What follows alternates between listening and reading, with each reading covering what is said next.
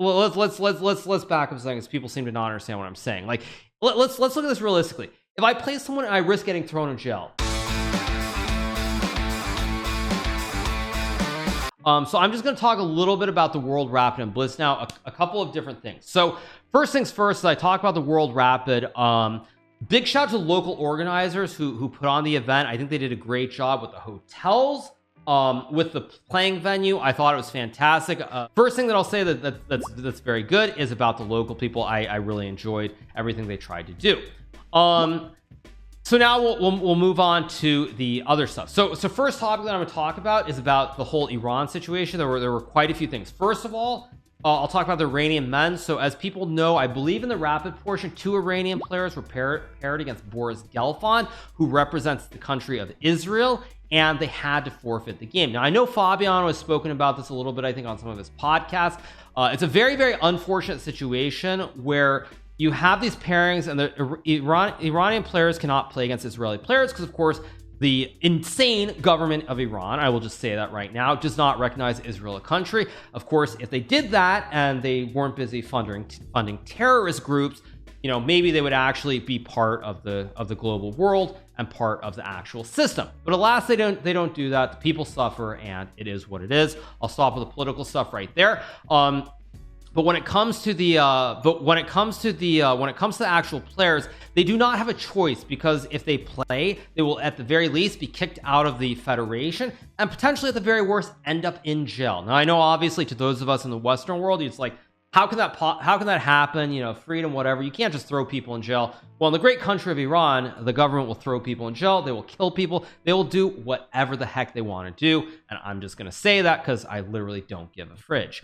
So that's the first thing that I want to say. I think that in terms of FIDE, what they have to do is FIDE needs to do something about it where they just avoid these pairings at all costs. It's just something they have to do, because the players themselves, I don't think, would avoid playing against people from Israel, but they don't have a choice because they end up in a lot of trouble.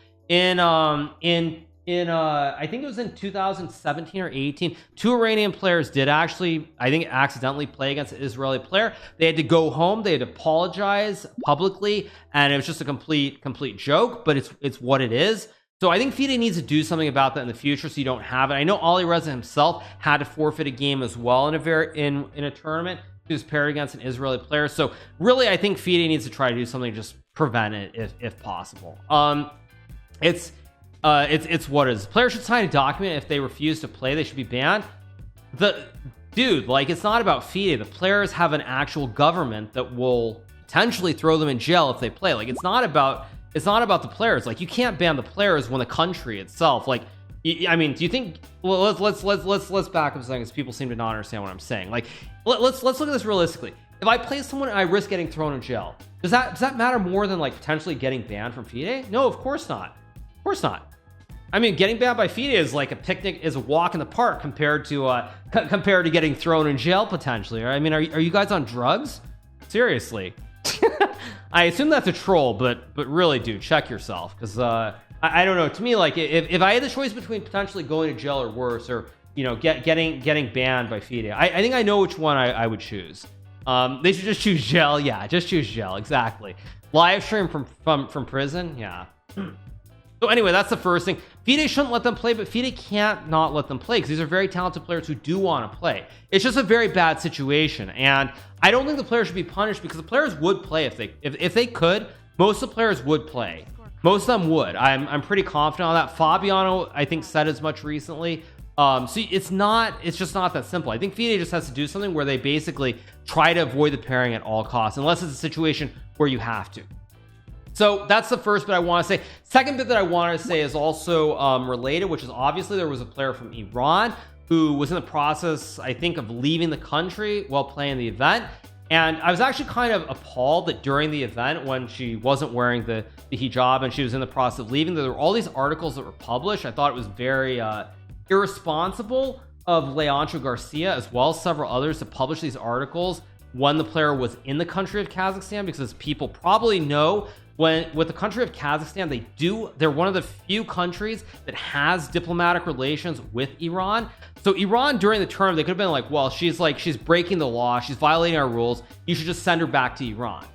So I thought it was highly irresponsible of the journalists who were just like, we're going to publish these articles at all costs rather than think about the actual human situation, what could have become very catastrophic. So she did make it out as far as I understand, but like Leoncho and a couple others who went full blast and published this article, they could have waited 1 or 2 days till the tournament was over, till she was like out of Kazakhstan, and it would not have, nobody would have been any worse off for that, instead of literally publishing it towards the end of the tournament when the Iranian government could have just like rang up the Kazakh government and been like, okay, well, you have a national in our country, we want you to return her to Iran.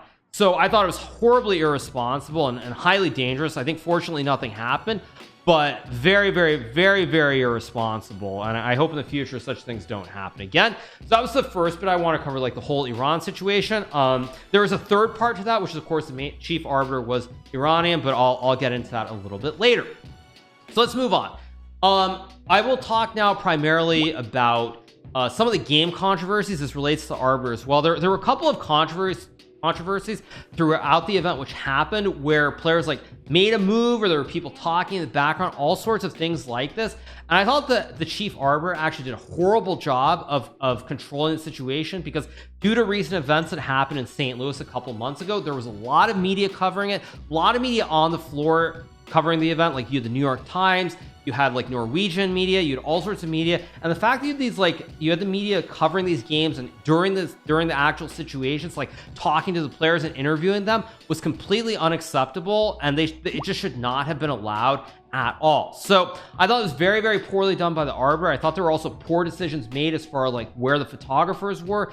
Specifically, there was a game played between there's a game that Alexandra Kosteniuk played, I think in the last round of the women's event, and the arbiters, or not the arbiter, sorry, the photographer was literally on the ground right in her eyesight snapping pictures when she had like seconds left on the clock. Again, horribly wrong, should never have happened at a top level event. And I do think that the arbiter did a very, very bad job of handling these situations. So that is something that I wanted to mention as well. And now the last bit that I want to cover is of course the classic FIDE situation. Now, to be very clear, there are people within FIDE who do a very, very good job at what they're doing, but overall with this event, I thought FIDE once again failed completely, and they failed very miserably. Now, as everybody knows, FIDE has decided they have this ridiculous dress code which seems to change tournament by tournament, and basically what they've decided is that essentially they're not okay with business casual. What they want is, they want that you cannot wear jeans. Doesn't matter if they're formal jeans or not. They say you cannot wear jeans, you cannot wear bright colored shirts, you cannot do this, that, and the other thing. Now I'll give you a great example of a very basic thing. But as everybody knows, Almaty, Kazakhstan is it was very, very cold. It was winter. It was snowy, slushy. There was rain. Very, very, very wet and cold. Now, for example, the players, like let's just say you have to walk from your hotel to the playing site. And let's just say the hotel's not really close by. What are you going to do if you wear sneakers, or you wear like Uggs or boots or whatever, like Timberland, for example, things like that? And you show up to the playing hall, you're going to get fined for that by FIDE, or they're going to threaten to fine you at the very least if you do that. Even though of course common sense would say that like that should not be the rule at all. So that's one basic example. Now we'll move to the actual stuff, which is that during the event there were a couple players in the rapid portion who I think were wearing jeans. You had like Dubov, you had Amon Hamilton, Eric Hansen, you had Jan Nepomniachtchi as well, who was wearing jeans, and basically they let it slide at the start, and then this great Iranian arbiter, I think on the second day of the rapid, like maybe like 6 times in a row, or not 6 times in a row, but 6 times over the course of like 2 or 3 games before the round started, he's announcing you cannot wear jeans. If you show up in jeans, you were not going to let you play, all this sort of stuff, which was very, very much, or very, very insane. Let's put it that way. And I don't really blame the arbiter per se for, I mean, obviously went over the top with it, but FIDE has got to do something about this, where like when you're playing classical chess, I mean, even classical chess, frankly, I think dress jeans should be allowed, or business casual should be allowed. But when you're playing Rapid and Blitz specifically, like the notion of having to wear like having to wear dress pants, having to wear like really formal dress shirts when you have to make a lot of moves really quickly is just total nonsense and totally absurd. And FIDE really needs to change that. I know Jan Nepomniachtchi actually was arguing with FIDE nonstop on the whole first day about it. And I would also say FIDE is another big problem which I should highlight, which is FIDE is under this very funny impression that they think this whole boom, everything that's happened, is because of this great show called The Queen's Gambit. Now, The Queen's Gambit was a great show, obviously did amazingly well. People within chess, people who had no interest in chess at all got into it.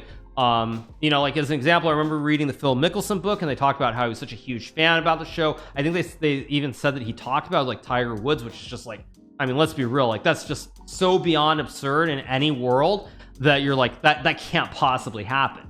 But at any rate, the point, I'm Piers Morganing myself. Well, I want to like go after FIDE because like I'm sick of all their BS.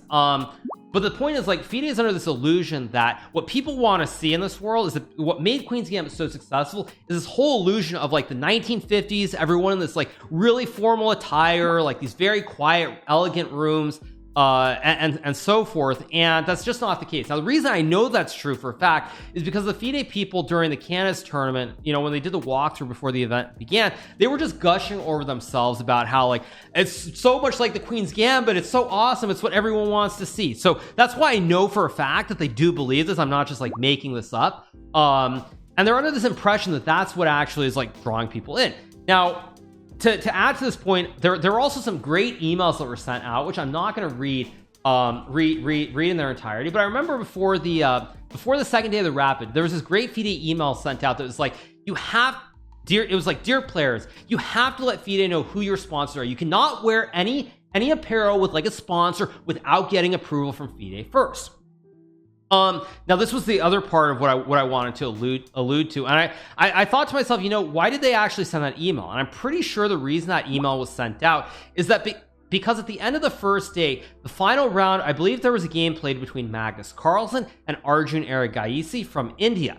And the reason that I'm pretty sure this is related is because Arjun obviously got a sponsor. I mean, great sponsorship deal. Big shout out to him for getting that sponsorship. But he got a sponsorship deal, I want to say like maybe a week, 2 weeks before the event began. And probably he signed up for the event, not even knowing he was going to have a sponsor for the event. And he has a sponsor, and FIDE basically decides that like, no, it's not okay. Now, this is the second part, but it's absolutely ridiculous. As far as I'm concerned, FIDE has not shown that they're able to bring in real sponsors. And I'm going to say real sponsors because the amount of money for these events is not comparable to anything chess.com is doing. So until FIDE brings in sponsors that are putting up millions of dollars for every single event, I don't think FIDE has any right to try to say, okay, we have the rights over who can wear what, who can have their sponsorships shown, all this other stuff. Because if I think about it, like, let's just use Arjun as an example. If I'm Arjun's sponsor, and mind you, they love chess, so it's probably not a big deal. But hypothetically, if I'm like the marketing person at say company X, and like I find out that Arjun has gone to FIDE, and FIDE has said that you can't wear your dress shirt with your sponsor on it.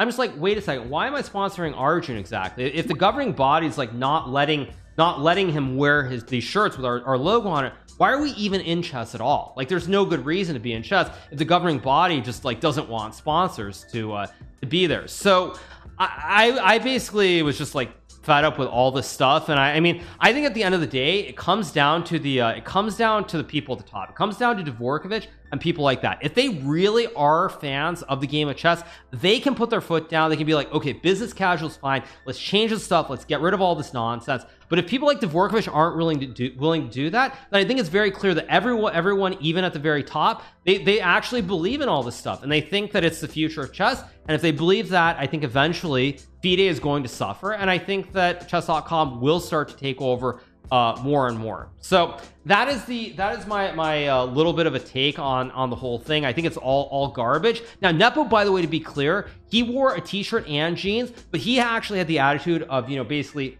F off, and he continued to wear his dress jeans throughout the Blitz. So I'm kind of curious what exactly will happen with Nepo, but at any rate, I think it's just total nonsense. Like, if I use Eric actually as an example, when I saw Eric Hansen, he's wearing like these jeans, okay, but he's wearing like a nice dress shirt, nice jacket, leather shoes. Like, if I'm a spectator watching and I look at Eric Hansen and he shows up on the stream, I'm gonna be like, oh man, this dude is wearing jeans. Like, man, he's not serious at all. No, I'd be like, okay, he looks pretty stylish. Like, okay, what's the big deal? I'm gonna be like, he's stylish. I'm not gonna be like, oh man, like this guy is like, he's dressed like trash, because he's not. So the whole thing is just totally absurd. And I mean, I think for FIDE, if they continue down this road, sooner or later it's going to catch up with them, and that's what it is. So at any rate, very disappointing, and FIDE as usual continues to disappoint. But I think at the end of the day, it's up to the people at the top. The people at the top are sensible. They'll basically decide like, no, let's get rid of this nonsense and make it like business casual. For classical, okay, maybe you can keep it the same, but for Rapid and Blitz, you definitely can't. So that's my take on the whole thing. As far as dress code goes, just absolutely ridiculous. FIDE does not learn. They continue to make the same mistakes, and it's why they continue to struggle, and why down the road, I mean, as I said before, I think chess.com is going to take over. I do believe that. FIDE is a fashion event. No, it's not a fashion event. But if you say business casual, there's a difference between saying, okay, you can wear t-shirts and jeans and whatever you want, or pajamas for that matter. There's a big difference between saying that and just saying business casual. That's the bottom line. Huge difference. So it is what it is. We'll see what FIDE does down the road, but I'm not what I would say super optimistic about what's going to happen. But it's FIDE's loss if they want to do that and they want to continue to fail. And I mean, eventually at some point, I think if the players will probably get together and be like, okay, this is so stupid, let's just all agree that this shouldn't happen. What was the reaction of FIDE when Magnus came late in joggers? Well, this is the other part of the equation that I thought was absolutely hilarious. I'll tell you this: if Eric Hansen showed up with like 1 minute on his clock wearing pajamas, I guarantee you Eric Hansen would have at the very least been fined, if not actually not allowed to play. I guarantee you that would have happened. But because it was Magnus Carlsen, that didn't happen. Yeah, if that was Eric Hansen, I guarantee you he would not have been allowed to play. Eric Hansen would not have been allowed to play. He would have forfeited the game and been told, go back to your hotel and change your clothes. 100% that's what would have happened. Not if Eric was a world champion. Okay, but you guys get the point. That being said, like when people talk about these things, this is one thing that is very true. Like there is this thing called world champions privilege, and very specifically the most obvious example of that is when it comes to the rounds starting. If Magnus is not at his board and the clock runs down to 0, the rounds do not start. Does not matter whether it's the FIDE World Rapid and Blitz, Grand Chess Tour, all these events, they wait for Magnus to show up, even if he's a minute or two late, and that's just world champion privilege. If anybody else does it, that's not the case. So there are certain things like that which are different based on who the players are, and that's what it is. So at any rate, it's all kind of what it is, and I know I just repeated myself, but as far as FIDE goes, I mean they've got to change something, because all they're doing is alienating the players. And even for someone like me, it's just like, why do I want to bother with this nonsense? It becomes just so not worth it at some point. So that's my little bit, and that's all I really have to say. But hopefully things will change. But you know, if people like Dvorkovich don't want to exercise their power and they're going to let other people make these boneheaded decisions, then you know, it's what it is, and they'll just continue to lose market share, and eventually we'll live in a world where FIDE is completely irrelevant. So that's my like 20-minute rant, and that's that. You're not invited to the event. I mean, what event exactly? I mean, I could gladly just play online events and be super happy. I don't know what you guys want me to say exactly. So yeah, all right, you guys, let's play some Blitz, I think, in a second as well. Actually, no, I want to add one more thing, because people always think that I'm jealous of people. I will tell you who I am actually jealous of very quickly. You know who I'm actually jealous of, you guys, are all of these junior players who get to play in the World Rapid and Blitz and get all these great experience against players like Magnus, myself, and everybody else. I am extremely jealous of all these kids, because I would give anything to have had the opportunity to play against like Gary, Anand, Vishy, all these top guys when I was like 15 years old. I mean, I'm jealous of all of them to have that opportunity, because like I can only imagine like in the early 2000s, if I could have played against Gary and Blitz, or Vishy and Blitz when they're at their peak, that would have been like amazing, just amazing stuff. But it is what it is. So what to do?